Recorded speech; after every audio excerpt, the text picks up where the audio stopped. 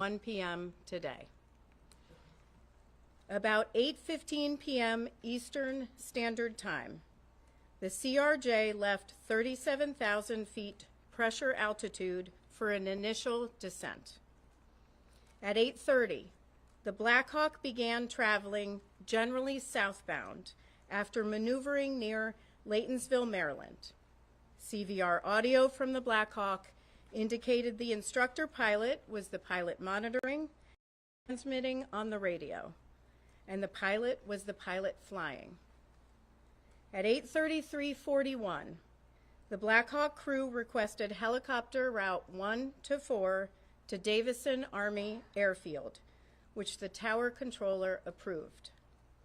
At 8:38:39, the Black Hawk reached the intersection of the DC Beltway and the Potomac River near Carteret, Maryland. After briefly turning westbound, the Black Hawk turned back to the east and began descending as it picked up helicopter route 1 over the Potomac River southeast toward downtown Washington, D.C. At 8:39:10, Potomac approach cleared the crew of the CRJ for the Mount Vernon Visual Runway 1 approach. At 8:40:46, the CRJ rolled out of a left turn established on the ILS localizer for runway 1 at approximately 4,000 feet pressure altitude, 170 knots, with landing gear up and flaps extended to 20 degrees. At 8:43:06, the CRJ crew made initial contact with DCA Tower. The tower controller then asked if the crew could switch to runway 33. The CRJ crew agreed to switch to runway 33. At 8:43:48, the Black Hawk was about 1.1 nautical miles west of the Key Bridge. The pilot flying indicated they were at 300 feet. The instructor pilot indicated they were at 400 feet. Neither pilot made a comment discussing an altitude discrepancy.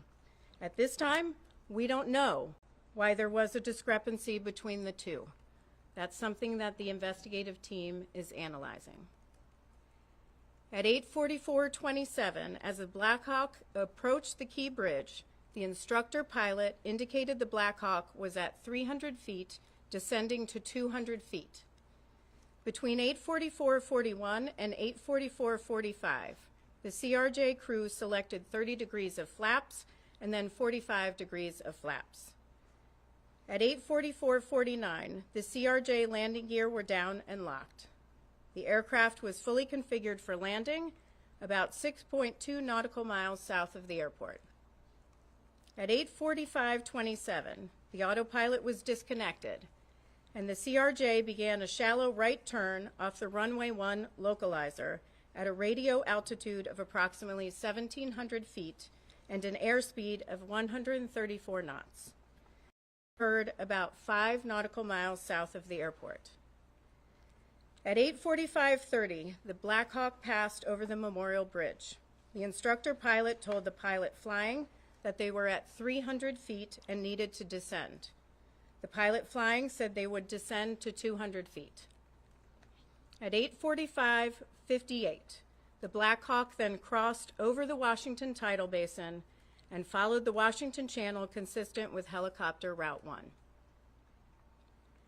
It is now approximately 2 minutes before the collision.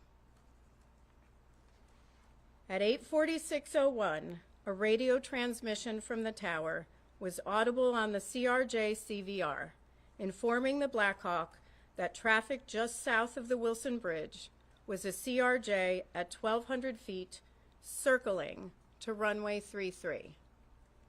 CVR data from the Black Hawk indicated that the portion of the transmission stating the CRJ was circling may not have been received by the Black Hawk crew.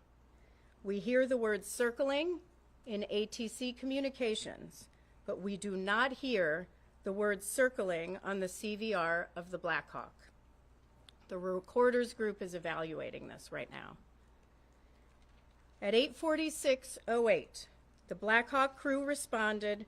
They had the traffic in sight and requested visual separation, which was approved by DCA Tower. At 8:46:29, the CRJ crew received a 1,000-foot automated call-out.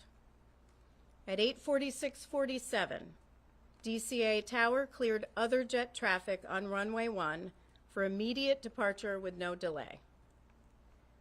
At 8:47:27, or 32 seconds impact, the Black Hawk passed the southern tip of Haines Point. A second later, the CRJ began a left roll to turn to final on runway 33. The CRJ was at a radio altitude of 516 feet and 133 knots. At 8:47:29, the CRJ crew received a 500-foot automated call-out. At 8:47:39, or 20 seconds before impact, a radio transmission from the tower was audible on both CVRs, asking the Black Hawk crew if the CRJ was in sight.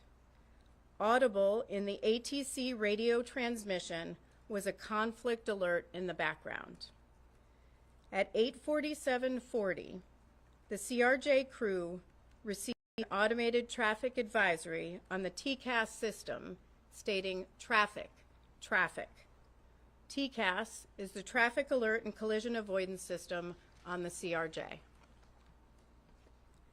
At 8:47:42, or 17 seconds before impact, a radio transmission from the tower was audible on both CVRs, directing the Black Hawk to pass behind the CRJ. CVR data from the Black Hawk indicated that the portion of the transmission that stated "pass behind the" may not have been received by the Black Hawk crew. Transmission was stepped on by a 0.8-second mic key from the Black Hawk. The Black Hawk was keying the mic to communicate with ATC. In response, at 8:47:44, the Black Hawk crew indicated that traffic was in sight and requested visual separation, which was approved by DCA Tower. The instructor pilot then told the pilot flying they believed ATC was asking for the helicopter to move left toward the east bank of the Potomac. At 8:47:52, or 7 seconds before impact, the CRJ rolled out on final for runway 33. The CRJ was at a radio altitude of 344 feet, 143 knots. At 8:47:58, or 1 second before impact, the CRJ began to increase its pitch, reaching about 9 degrees nose up at the time of collision. FDR data show the CRJ elevators were deflected near their maximum nose up travel. The last radio altitude recorded for the CRJ was 313 feet and was recorded 2 seconds prior to the collision. The CRJ pitch at this time was again 9 degrees nose up, and roll was 11 degrees left wing down. The CRJ was descending at 448 feet per minute. The radio altitude of the Black Hawk at the time of the collision was 278 feet and had been steady for the previous 5 seconds. The Black Hawk pitch at the time of the collision was about a half degree nose up with a left roll of 1.6 degrees. Now, examination of the wreckage will assist in determination of the exact angle of the collision. Now, we're confident with the radio altitude of the Black Hawk at the time of the collision that was 278 feet. But I want to caution, that does not mean that's what the Black Hawk crew was seeing on the barometric altimeters in the cockpit. We are seeing conflicting information in the data, which is why we aren't releasing altitude for the Black Hawk's entire route. Turn it over to Sean Payne for an explanation of that. Sean is Branch Chief of the NTSB Vehicle Recorder Division. Thank you. I'm Sean Payne. I'm Branch Chief of the Vehicle Recorder Division. This is the Flight Recorder Lab at the NTSB. I can give some insight into the challenges of understanding what altitude the Black Hawk pilots would have seen on their gauges in the cockpit. You may see pictures released of showing us in the lab rebuilding the flight recorder. But a bigger part is ensuring that the data that we have downloaded is true and accurate. We call this validating the data. I'm going to define some terms for altitude in a way that most audiences can understand. I may end up reading much of this verbatim as I want to be precise in my language. The first term is radio altitude. You've heard this in our other press conference before. This is a measure of the helicopter's height above terrain, in this case the Potomac River. It is measured by bouncing a signal from the helicopter to the river. We have determined that this parameter is valid. This is good data. This gives us confidence in knowing exactly how high the helicopter was above the ground. This parameter is not the primary means the pilots would have used to determine their height during flight. The pilots are not typically navigating using radio altitude. It is often different from what they see on their primary altimeters. The next term is barometric altitude. This is typically the altitude the pilots would use while they are flying. This was not recorded on the FDR. Barometric altitude takes into account certain atmospheric conditions. This would be displayed in front of both pilots on their instrument panel. As I said, this was not recorded. The next term is barometric pressure setting. This is an adjustment that the pilots use on their primary barometric altimeters to ensure that the altimeter is set properly. This is critical. This was not recorded by the FDR. This accounts for the local pressure at the time of the flight. Again, this was not recorded by the FDR. The next term is pressure altitude. This is more of an engineering altitude that the helicopter's systems can tap into. This altitude is calibrated using what we call a standard atmospheric pressure. We have found that this parameter is not valid. This is bad data. Normally, we can use this parameter to compute the barometric altitude displayed to the pilots. Because this data is bad, we have to use other methods to make this determination. Last, the FDR does not record GPS information, so we cannot simply verify any of this with GPS information such as GPS altitude. This does not exist in the data set. We are working to determine if this bad data for pressure altitude only affected the FDR or if it was more pervasive throughout the helicopter's other systems. We will have an answer to what altitude the pilots saw on their gauges as they were flying. To examine this, we will use a combination of methods. First, we have already started working with Sikorsky, Collins Aviation, and the Army to retrieve engineering documentation to understand how this may have affected other helicopter systems.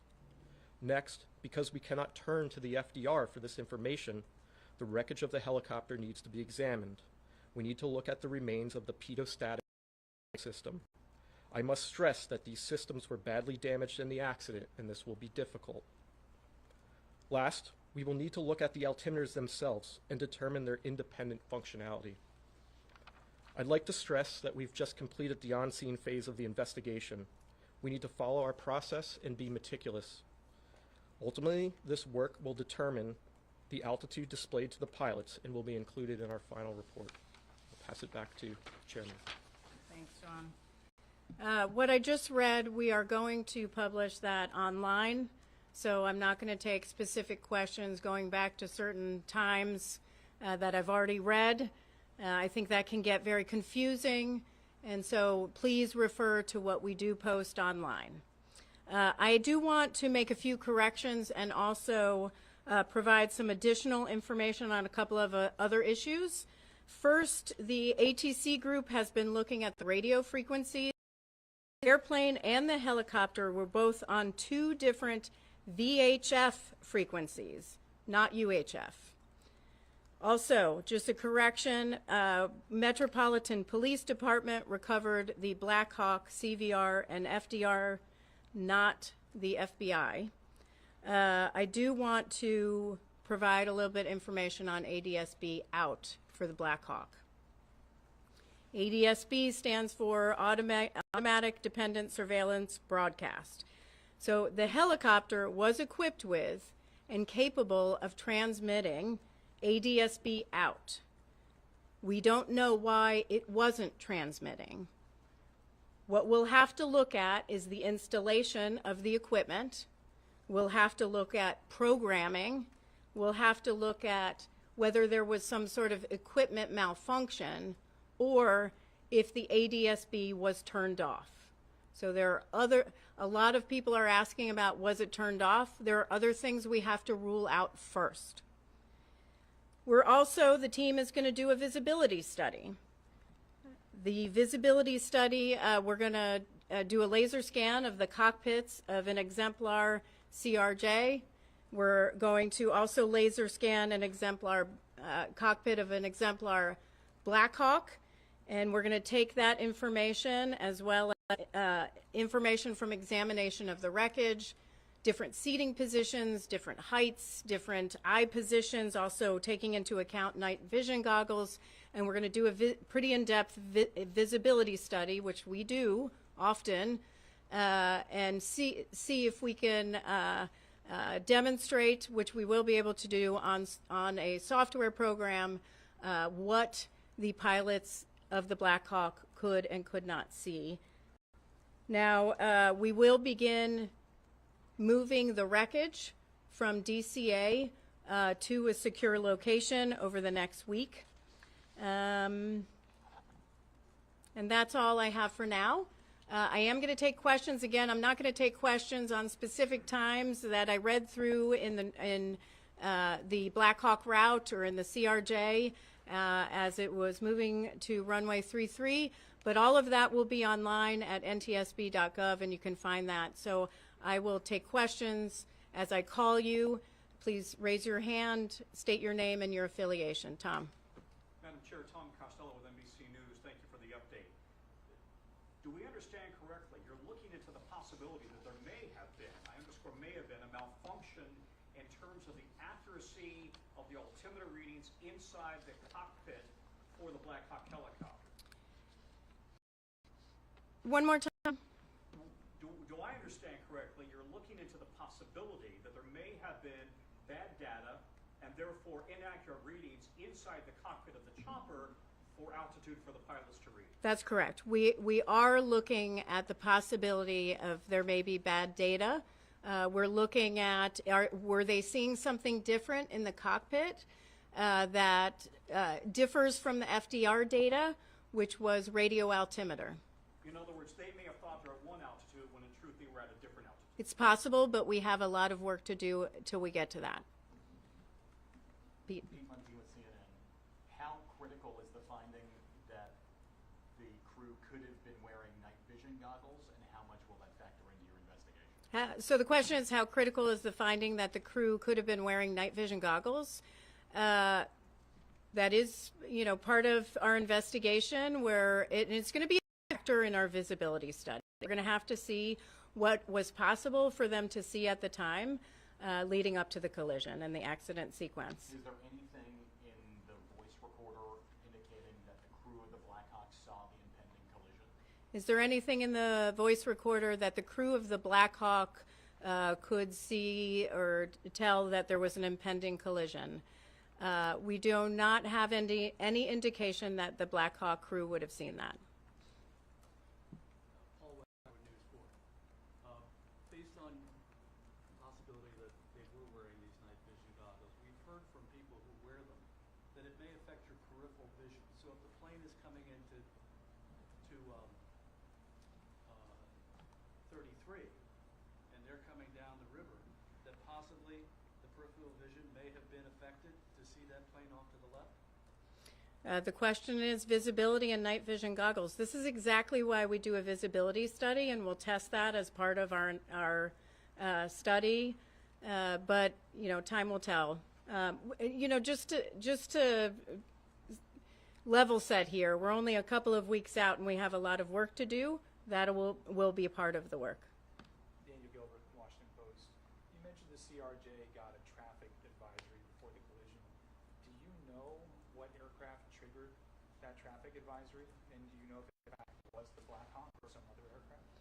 Do we know if the traffic advice that was received by the CRJ crew was the Black Hawk? That's something that our ATC group is analyzing. Lydia, News Nation, hi. My question is about air traffic control's message to the Black Hawk saying that they should roll behind the passenger plane. You're saying that didn't get through to the Black Hawk, saying that's what's being investigated, or it did get through and they weren't able to accommodate that? So the instructions from ATC were to pass behind the CRJ. That transmission was interrupted. It was stepped on. We do not have evidence on the CVR of the Black Hawk that they may have not received pass behind because the mic key. They were communicating with air traffic control at the time. Did that full message come through from air traffic control, like pass behind the passenger plane, or was it just pass behind and then it got cut off in the Black Hawk? Like, Pass behind was not communicated. And what were the next words? It's communicated by ATC. It was not heard on the Black Hawk CVR. Is that clear? I think the clarification of the Black Hawk not receiving it, air traffic control making it through, was the passenger plane aware of the Black Hawk even in the area being told of this? Was that something that would even be on their frequencies? I know this is a second-by-second moment, so I don't know who got what. So the CRJ crew can hear air traffic control and communications from air traffic control. The Black Hawk crew can also hear communications from air traffic control, but they can't hear communications from each other back to air traffic control. So it's half the communication. Yes. Thank you, Jennifer Homendy. Grady Trimble. I know it's early in the investigation, and I know that the FAA controls the airspace around DCA. But at this point, would you say that the temporary restriction of helicopter flights is the right move, and would you advocate for a permanent restriction of those flights? Well, I do want to congratulate the Secretary Duffy for taking action immediately to restrict helicopter traffic, except for life-saving flights and presidential flights. So I think they took the right safety action. We will have to, as we go through our investigation, look at the accident sequence and take our investigative information and determine what next steps should be done. It's too early for us to say whether it should be permanent. However, that's certainly something that the Secretary and the FAA can do on their own. And because it will be you guys who put the safety recommendations forward in the end, are there any others right now that would make flying into that particular airport safe? Yeah, so here's what I'm going to say. On aviation is the safest mode of transportation. I say this often. You are at greater risk getting into your car to and from the airport. On our nation's are 95% of all transportation deaths. 95%. We're talking 43,000 people are dying on our nation's roads annually, millions more injured. Aviation is incredibly safe. With respect to any safety recommendations that may come along or any safety deficiencies that we might identify, one thing I will say is our investigative process, we don't wait till the end of our investigation to issue something that may impact a safety deficiency. So for example, we will issue an urgent safety recommendation if we see that something needs to be acted on immediately. We won't wait till the end of the investigation. We won't wait till the end to issue recommendations in the final report. We will take action. We will issue an urgent safety recommendation if we need to. So that's open now in all areas. Last question. Yes.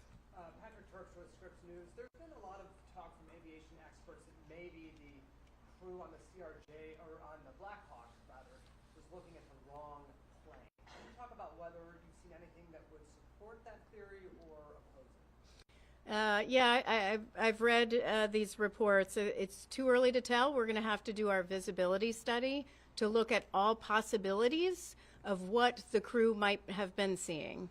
So more to come on that.